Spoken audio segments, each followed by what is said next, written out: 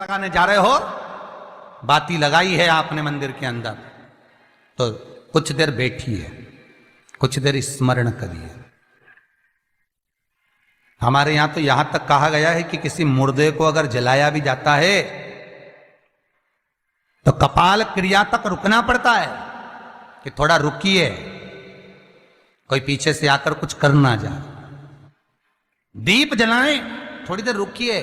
और दीप का भी नियम है महाराज, दीप का भी नियम है। दिए में जो फूल बत्ती लगती है, गोल बत्ती लगती है, गोल वाली, ये बत्ती हमेशा कोई विष्णु भगवान की पूजन कर रहे हो, शिव जी की पूजन कर रहे हो, कोई अन्य देवता का अगर आप स्मरण कर रहे हो तो गोल बत्ती लगाई जाती है। भगवान के मंदिर में पूजन कर रहे हो तो गोल बत्ती लगाएं। लंबी बत्ती, लंबी वाली जो बत्ती होती है, लक्ष्मी की पूजन में, देवी पूजन में, जितनी भी माताओं की आप पूजन करोगे, जितनी भी देवियों का आप स्मरण करोगे, उसमें लंबी बत्ती का प्रमाण है। पितरों की पूजन में लंबी बत्ती का प्रमाण है।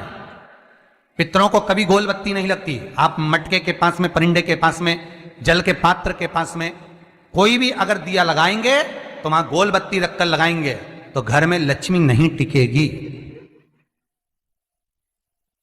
कई लोग कहते हैं कि परिंदे के पास, मटके के पास में, पानी के स्रोत के पास में जहां जल भरते हैं, हंडा रखते हैं, टंकी रखते हैं, वहां पर मटके के पास बत्ती लगाओ, दिया लगाओ, पितर शांत रहेंगे। तो पितरों को शांत करो, मना नहीं है, पर दिया लगाने का नियम है कि पितरों को अगर आप दिया लगा रही हो मटके के पास, परिंदे के पास, या अमावस्या के दिन पितरों के लिए अगर दीप लगा रही हो तो गोल बत्ती अगर लगाओगी तो कार्य कभी सफल नहीं होगा। धन आएगा जाएगा, टिकेगा नहीं। इसलिए पितरों के लिए अगर दिया लगाना है, पूर्वजों के लिए दिया लगाना है, पितरों के लिए अगर दीप लगाना है तो लंबी बत्ती लगाइए, लंबी बत्ती। महाराज, लंबी बत्ती का प्रमाण हमारे यहां शास्त्र का, गोल बत्ती का प्रमाण। और सुंदर चरित्र कहा, यदि आपके जीवन में बहुत ज्यादा लक्ष्मी से तकलीफ है, कष्ट बहुत ज्यादा है, या इसलिए शायद कहा जाता है कि भगवान को सर्वश्रेष्ठ कौन सा चंदन अच्छा लगता है। आपको पहले भी कथा में कहा, आगरा की कथा अगर किसने सुनी होगी तो उसमें वर्णन किया।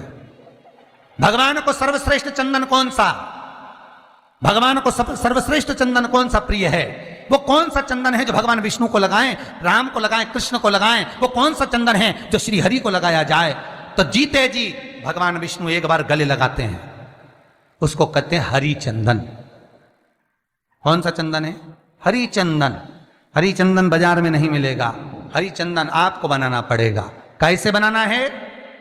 तुलसी जब सूख जाए उसकी जड़ को निकाल लिया जाए, वो जड़ को पानी में धो लिया जाए, धोने के बाद उसको सिलवट्टे पर, पत्थर पर घिसा जाए, और घिस कर उसमें थोड़ा सा कुंकू, रोली डालकर तैयार कर कर जो भगवान विष्णु के मस्तक पर, कृष्ण राम के मस्तक पर लगा देते हैं, और उसकी एक बिंदी अपने हृदय पे लगा लेते हैं। जीते जी भगवान एक बार उसको गले लगाते ही हैं।